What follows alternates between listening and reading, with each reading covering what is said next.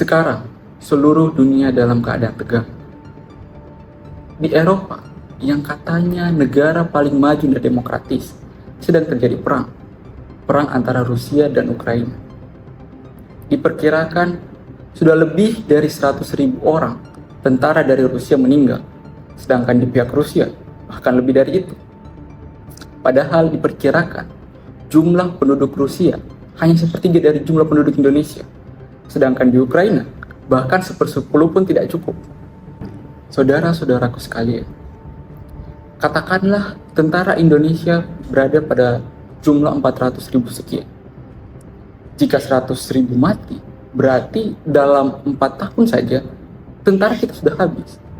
Ini kita harus bisa bayangkan bagaimana perang yang terjadi ratusan kilo di sana bisa berpengaruh pada kita, bisa berpengaruh pada dunia ini. Kita harus ingat bahwasannya perang Rusia dan Ukraina ini memberikan pengaruh yang signifikan terhadap kita, terhadap dunia. Salah satunya adalah kenaikan harga pangan dan BBM. Karena kita tahu Rusia dan Ukraina merupakan 30% pemasok dari stok dunia gandum, juga pupuk. Jika tidak ada pupuk, petani tidak akan melakukan apa-apa. Oleh karena itu, saya mengusulkan rencana perdamaian Rusia dan Ukraina. Salah satunya dengan menyerukan referendum PBB sekaligus menyerukan demilitarisasi di wilayah yang saya katakan.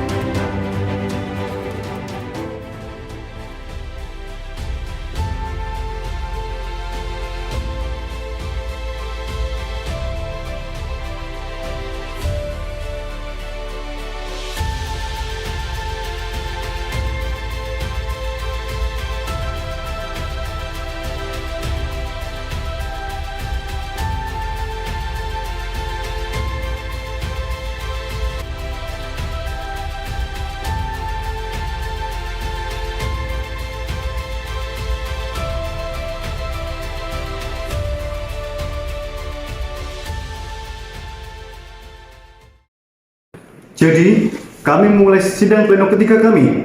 Temanya adalah menyelesaikan ketegangan regional. Dan kami memiliki panel yang sangat terkemuka dari 3 belahan dunia yang berbeda.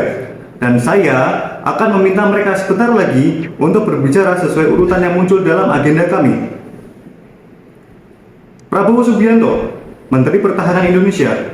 Lee Jung-suk, Menteri Pertahanan Nasional Republik Korea. Dan Joseph Borrell Fontelles, Perwakilan Tinggi dan Wakil Presiden Komisi Eropa. Kami benar-benar merasa terhormat dan gembira memiliki Jenderal Prabowo yang mewakili kami di sini. Jadi, Anda akan memiliki perspektif Asia Tenggara mengenai tantangan dalam menyelesaikan konflik regional. Mulailah dulu dengan Menteri Prabowo. The floor and that podium is yours. Thank you very much. Dr. John Chipman dan peserta yang terhormat pada sesi dialog Sharing-lah tahun ini. Pertama-tama, sungguh suatu kehormatan bagi saya untuk sekali lagi berbicara dalam pertemuan penting para pemimpin terkemuka di bidang pertahanan dan keamanan, tidak hanya di kawasan Indo-Pasifik, tetapi juga di seluruh dunia. Planet kita telah menjadi lebih kecil. Apa yang terjadi di Ukraina mempengaruhi kehidupan kita semua, orang-orang yang ada di dunia ini. Harga energi telah naik, harga makanan telah naik, dan ini menyebabkan banyak penderitaan banyak orang di seluruh dunia. Oleh karena itu, saya ingin mengajukan proposisi bahwa tidak ada halangan bagi kita untuk mencoba berkontribusi dalam menyelesaikan konflik Rusia dan Ukraina. Saya ingin memanfaatkan kesempatan ini untuk mendorong dengan sangat mendesak agar saudara kita di Ukraina dan di Rusia segera mencapai gencatan senjata.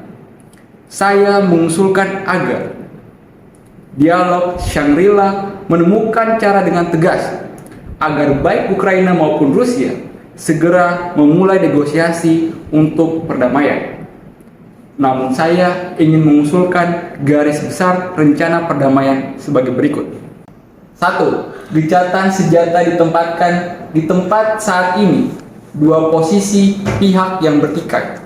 Yang kedua pihak menarik diri sejauh 15 km dari posisi muka ke wilayah demilitarisasi baru.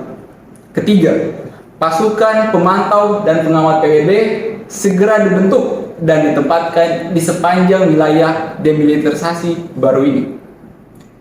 Keempat, PBB harus mengorganisir dan melaksanakan sekaligus mengeksekusi referendum di wilayah yang diperebutkan untuk menentukan secara objektif kehendak mayoritas penduduk di berbagai wilayah yang diperebutkan. Demi keamanan dunia dan keselamatan orang banyak, juga keselamatan orang yang tak bersalah, kita harus mencapai gencatan senjata secepat mungkin. Terima kasih. Pak Prabowo dengan mengatakan kita tidak harus berpihak pada pihak manapun dalam perang Ukraina, Anda pada dasarnya menggambarkan ekivalensi antara Rusia, penyerang, dan Ukraina yang saat ini sedang diinvasi. Apakah posisi non-blok pada tahun 2023 justru mendorong agresor? Bagaimana ini bisa mendorong perdamaian yang berkelanjutan serta sesungguhnya dengan semua yang kita dengar tentang pentingnya menegakkan aturan dan tata tertib di Indo-Pasifik, Bapak? Saya juga ingin mengacu pada proposal dari Menteri Prabowo untuk menyelesaikan konflik. Mengapa Anda tidak mengalamatkan kepada agresor Rusia yang ini adalah alasan satu-satunya konflik ini, dan bahwa jika Ukraina berhenti untuk membela diri, kedaulatan Ukraina akan hilang, dan jika Rusia menghentikan perang konflik akan berhenti. Dan jika kami mengikuti proposal Anda, bukankah ini hanya akan memperkuat pembekuan konflik baru di Eropa? Terima kasih. Oke, jadi beberapa pertanyaan seolah menyematkan terkait yang invasi dan invasi. Saya rasa ini reaksi emosional, tetapi yang saya tepatkan ke depan adalah resolusi konflik. Saya tidak mengatakan sisi mana yang benar dan sisi mana yang salah, karena posisi Indonesia sudah sangat jelas. Di PBB, kami voting menentang invasi Rusia. Kami melihat dan kami memilih bahwasannya. Kalian bisa mengecek rekaman voting yang ada. Kami tidak mengatakan yang benar dan yang salah.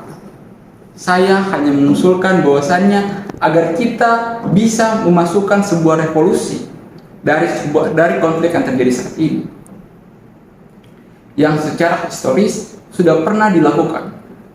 Tolong rekan-rekan dunia Eropa, tolong jangan hanya memikirkan untuk 5-10 tahun ke depan. Tanyakan pada sahabat kita yang ada di Vietnam, tanyakan juga sahabat kita yang ada di Kamboja, juga sahabat kita yang ada di Indonesia. Tanyakan pada Indonesia berapa kali kami diinvasi. Kami tahu peperangan, sehingga kami ingin membantu mengakhiri perang ini dan ingin membantu agar perang Rusia dan Ukraina ini bisa diselesaikan secara damai. Tapi sekali lagi, terserah kepada khalayak umum, tentu saja.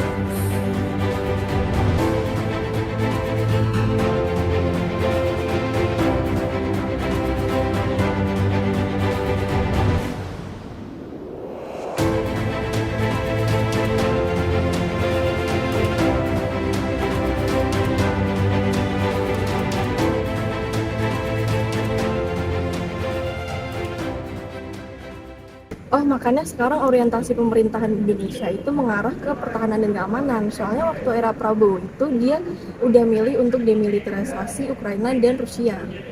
Nah, kayak gitu guys penjelasannya. Menurut kalian gimana? Komen di bawah ya.